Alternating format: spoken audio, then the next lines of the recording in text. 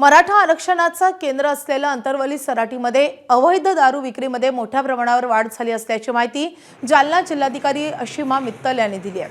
अंतरवली सराटी गावामध्ये ग्रामभेट दौऱ्यादरम्यान जिल्हाधिकाऱ्यांनी ग्रामस्थांची भेट संवाद साधत गावातील समस्या जाणून घेतल्यात। यावेळी त्यांनी गावातील अवैध विक्रीची जाहीर कबुली दिली आहे। दरम्यान गावातील जिल्हा परिषद शाळेच्या बांधकामाच्या दर्जाबद्दल देखील त्यांनी प्रश्न उपस्थित करत गावाच्या सरपंचाकडे नाराजी व्यक्त केली आहे। जिल्हाधिकाऱ्यांनी शिक्षण, आरोग्य आणि पाणी समस्या याचा गावात जाऊन आढावा घेतला।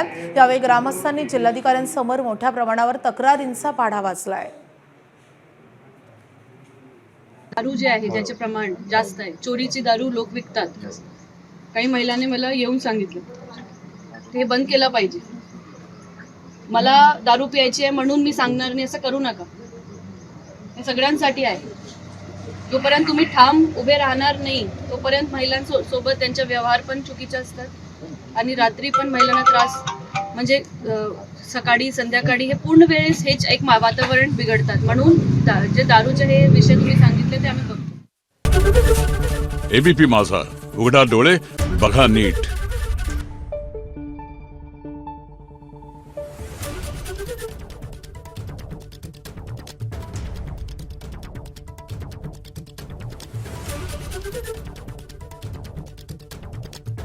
Thank you.